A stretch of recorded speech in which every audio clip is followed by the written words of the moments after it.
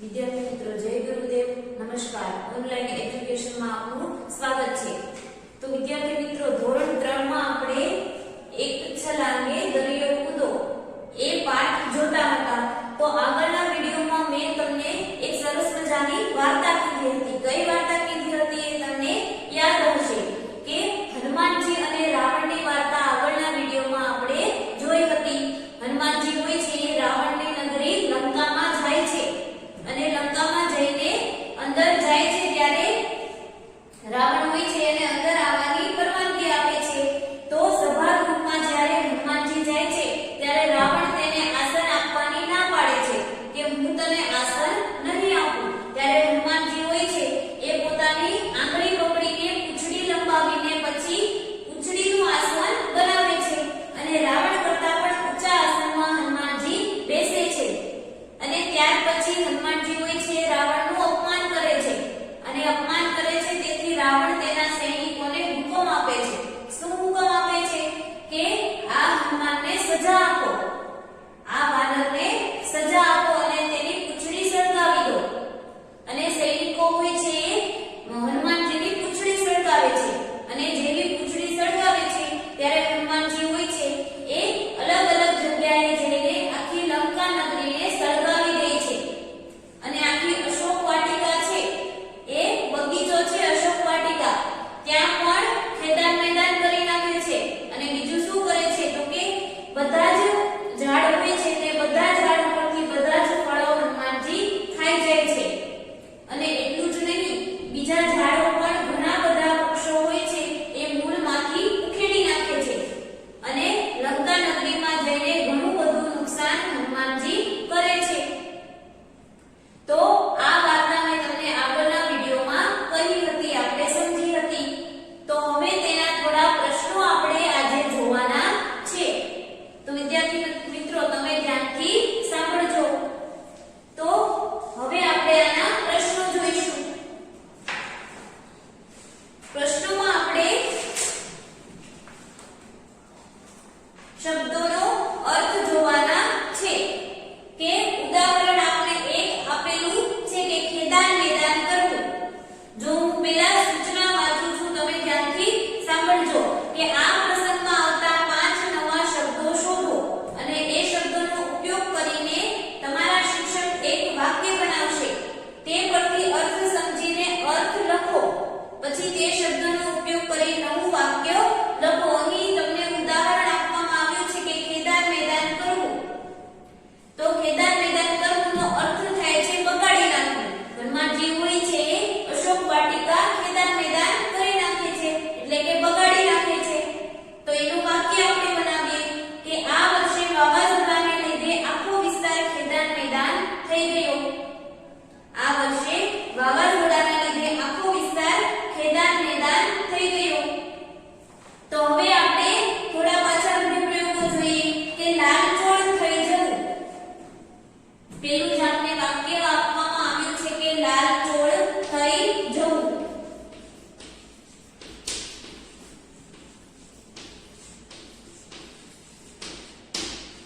લાલચોળ થઈ જવું.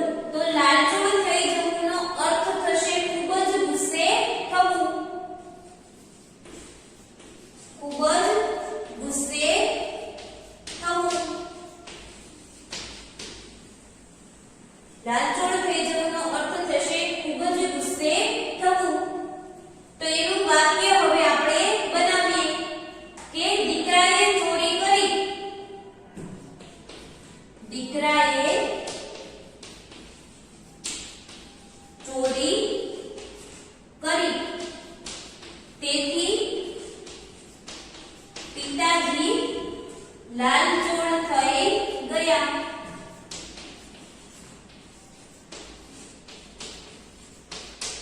આ આપણે વાક્ય બનાવ્યું કે દીકરાએ ચોરી કરી તેથી પિતાજી લાલચોળ થઈ ગયા. લાલચોળ થઈ ગયા એટલે કે ખૂબ જ ગુસ્સે થઈ ગયા. તો ખૂબ જ ગુસ્સે થઈ ગયા એની જગ્યાએ અહીં લાલચોળ થઈ ગયા એવું વાક્ય વાપરવામાં આવ્યું છે. તો આ રીતે આપણે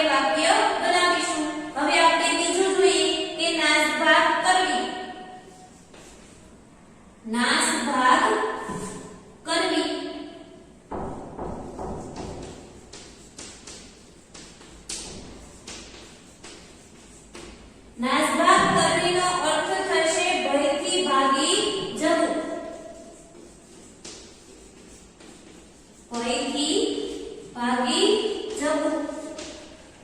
જ્યારે હનુમાનજી હોય છે એ પોતાની પૂંછડી લાંબી કરીને ઊંચું આસન બનાવે છે અને તેની ઉપર બેસે છે ત્યારે સભાગૃહમાં જેટલા મંત્રીઓ હતા, જેટલા માણસો હતા એમાં નાસભાગ મચી જાય છે. નાસભાગ મચી જવું એટલે કે ભયથી ભાગી જવું. બધા મંત્રીઓ ડરથી ભાગી જાય છે. તો ચલો હવે એનું વાક્ય બનાવીએ કે પોલીસ વાનને આવતી જોઈ તોફાની ટોળું નાસભાગ કરવા લાગ્યું.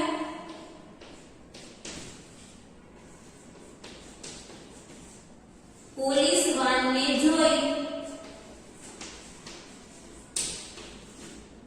તોફાની ટોળું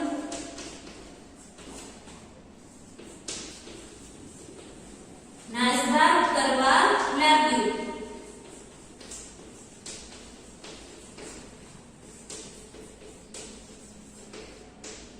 વાક્ય પૂરું થાય ને આપણે પૂર્ણ વિરામ કરીશું. તો પોલીસ વાનને આવતી જોઈ તોફાની ટોળું નાસભાગ કરવા લાગ્યું. તમને ખબર છે કે પોલીસથી બધા ડરતા હોય છે. તો પોલીસ વાનને જેવું જોવે છે તેવું તોફાની ટોળું નાસભાગ કરવા લાગ્યું એટલે કે ડરથી ભાગવા લાગ્યું. ત્યાર પછી ત્રીજું આપણે જોઈએ કે મરક મરક હસવું. ત્રીજું છે મરક મરક હસવું. તો તેનો અર્થ થશે મંદ હાસ્ય કરવું. મંદ હાસ્ય કરવું. જુઓ, મંદ એટલે ધીમું અને હાસ્ય એટલે કે હસવું. તો ધીમું ધીમું હસવું. તો હનુમાનજી હોય છે એ પોતાની માતાની સામે, હનુમાનના માતા કોણ હતા તો કે અંજની.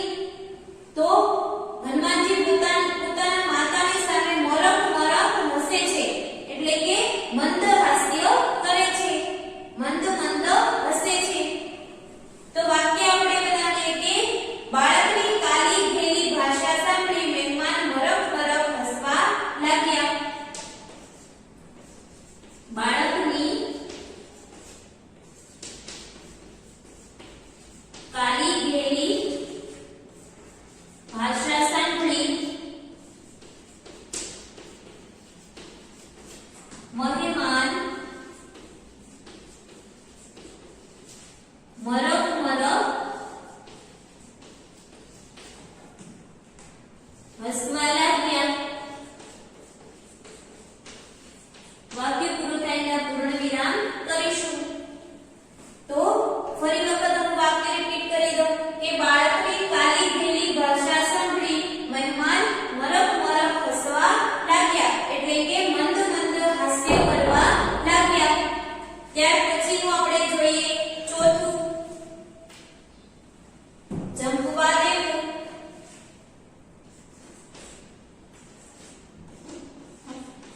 જંપવા દેવું. જંપવા દેવુંનો અર્થ થશે શાંતિથી બેસવા દેવું. શાંતિથી બેસવા દેવું. જંપવા દેવું નો અર્થ થશે શાંતિથી બેસવા દેવું. હનુમાનજી હોય છે તેમની માતા હનુમાનજીને કહે છે કે આ છોકરો મને જરા પણ જંપવા દેતો નથી. જંપવા દેવું એટલે કે મને જરા પણ શાંતિથી બેસવા દેતો નથી. ચલો આપણે એનું વાક્ય બનાવીએ કે તોફાની ટપુડો માને સહેજ પણ જંપવા દેતો નથી.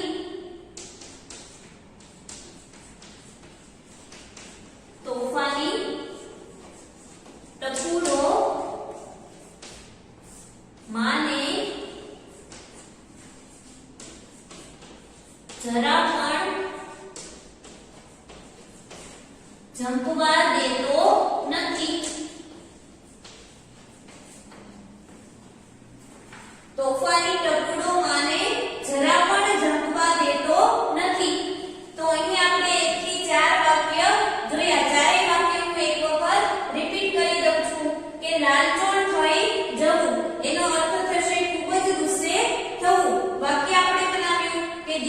ચોરી કરી તેથી પિતાજી લાલચોળ થઈ ગયા.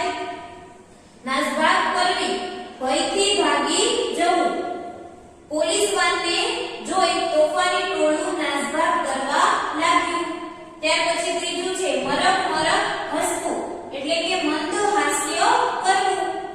એનું વાક્ય આપણે બનાવીએ કે બાળકની કાલી ભીની ભાષા સાંભળી મહેમાન મરક મરક હસવા લાગ્યા.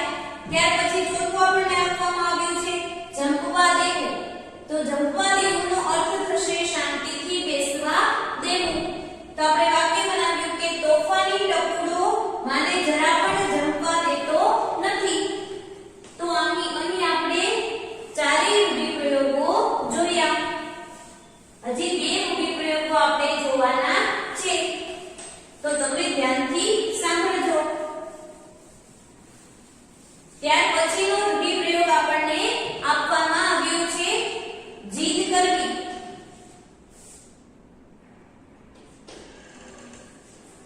જીદ કરવી.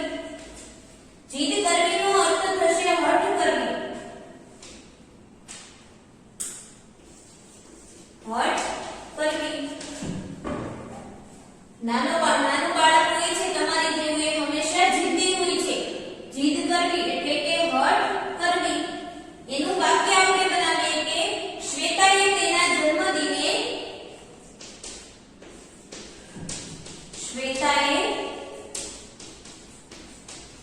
તેના જન્મદિને મમ્મીને બાર્બી લઈ આપવાની જીદ કરી. મમ્મીને બાર્બી લઈ આપવાની જીદ કરી. જીદ કરવી એનો અર્થ થશે હઠ કરવી. વાક્ય આપણે બનાવ્યું કે શ્વેતાએ તેના જન્મદિને મમ્મીને બાર્બી લઈ આપવાની જીદ કરી. તો અહીં આપણે 5 રૂઢિપ્રયોગો જોયા. હું આશા રાખું છું કે તમને એ સમજાઈ ગયા હશે. હવે આપણે પ્રશ્ન 2 જોવાનો છે. પ્રશ્ન 2 માં બે શબ્દ આપણને આપવામાં આવ્યા છે. તો પેલું તળાવ આપણને આપવામાં આવ્યો છે શબ્દ. તળાવ અને ઊંડું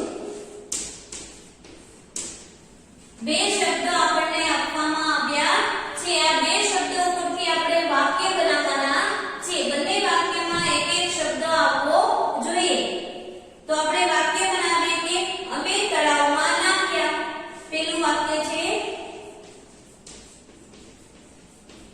અમે તળાવમાં નાખ્યા. ગમે તે વાક્ય તમે બનાવી શકો છો, પરંતુ વાક્યમાં આ શબ્દ ઉપરનો આવવો જોઈએ. જે શબ્દ આપણને આપવામાં આવ્યો છે તે શબ્દ વાક્યમાં આવવો જોઈએ. અને બીજું વાક્ય આપણે બનાવીએ તેમાં બીજો શબ્દ આવવો જરૂરી છે. પેલું વાક્ય આપણે બનાવ્યું કે અમે તળાવમાં નાખ્યા. હવે આપણે બીજું વાક્ય બનાવવાનું છે.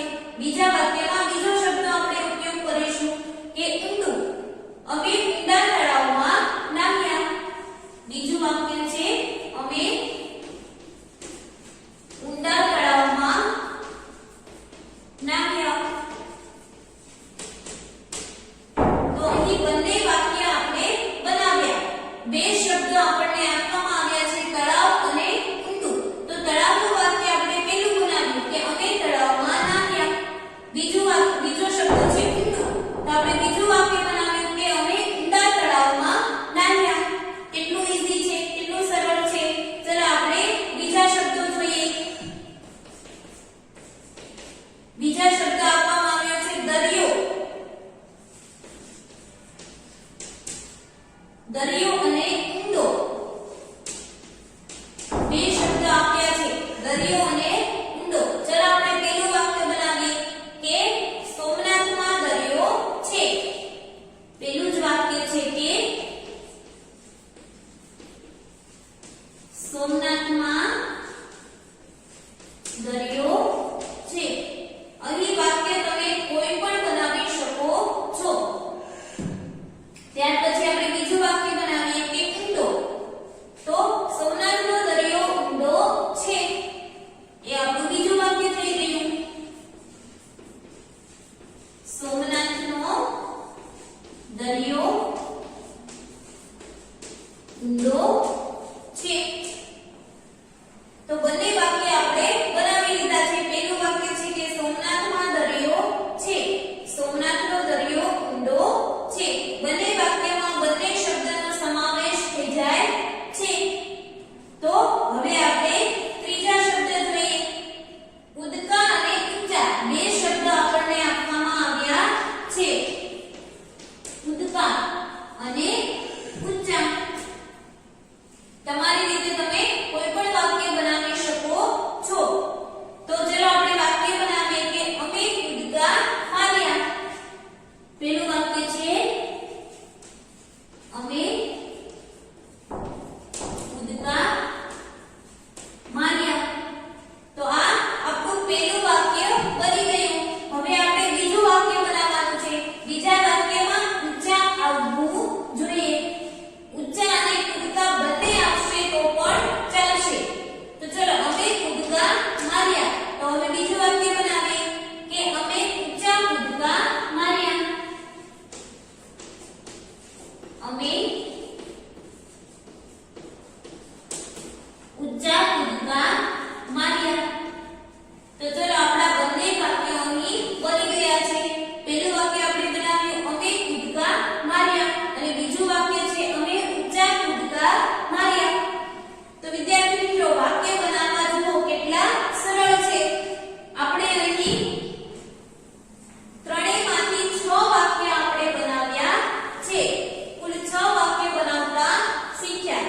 હજી આપણે એકાદ ઉદાહરણો લઈએ.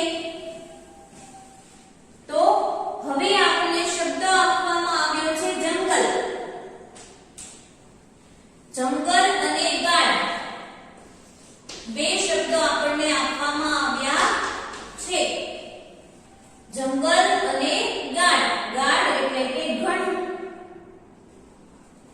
તો એનું આપણે વાક્ય બનાવીએ કે અમે જંગલ જોયું. તમે પણ જંગલ જોયું હશે. તો અમે જંગલ જોયું. ત્યાર પછી આપણે બીજું વાક્ય બનાવીએ તેમાં ગાઢ આવવું જોઈએ. તો કે અમે ગાઢ જંગલ જોયું. અમે ગાઢ જંગલ જોયું.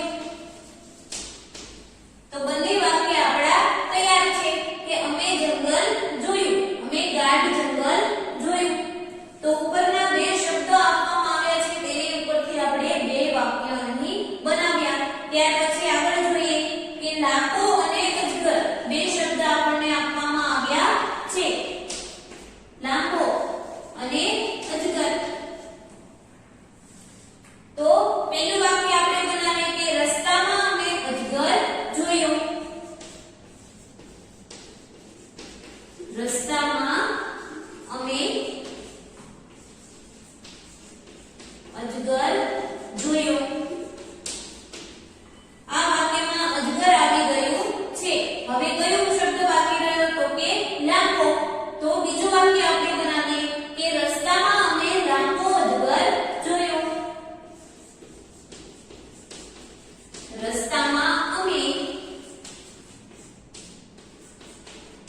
લાંબો અજગર જોયો.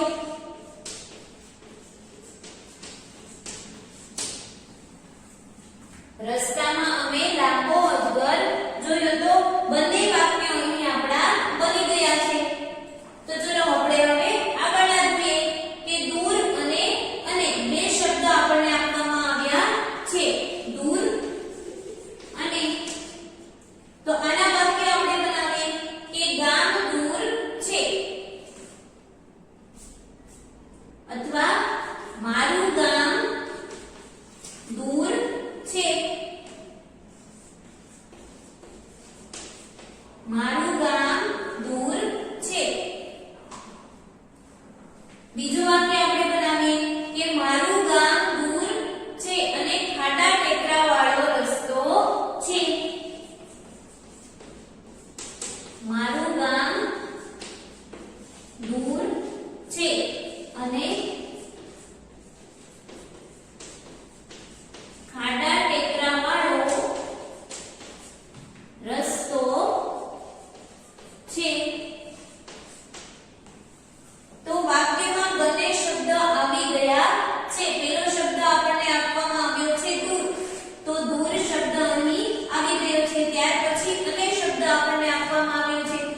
બીજા વાક્યમાં અને શબ્દ પણ આવી ગયો છે. ઉપરના વાક્યમાં જોઈએ કે પહેલો શબ્દ લાંબો છે અને બીજો શબ્દ અજગર છે. તો આ શબ્દ અહીં આવી ગયો છે પહેલા વાક્યમાં અને લાંબો શબ્દ છે એ બીજા વાક્યમાં આવી ગયો છે. ત્યાર પછી ઉપરનું જોઈએ કે જંગલ. તો જંગલ શબ્દ પહેલા વાક્યમાં આવી ગયો છે અને ગાઢ શબ્દ છે એ બીજા વાક્યમાં આવી ગયો છે. તો આવી રીતે તમને જે શબ્દ પણ આપવામાં આવ્યા હોય તેના વાક્ય બનાવવાનું કહેવામાં આવે ત્યારે આવી રીતે તમે વાક્ય બનાવી શકો છો. એ ખૂબ જ સરળ છે. તો આવી રીતે વાક્ય તમે કોઈ પણ બનાવી શકો છો. એવું નથી કે મેં જે વાક્ય લખ્યા છે એ જ તમે લખી શકો. તમે તમારી રીતે કોઈ પણ વાક્ય બનાવી શકો છો. વાક્યમાં શબ્દનો ઉપયોગ થવો જરૂરી છે.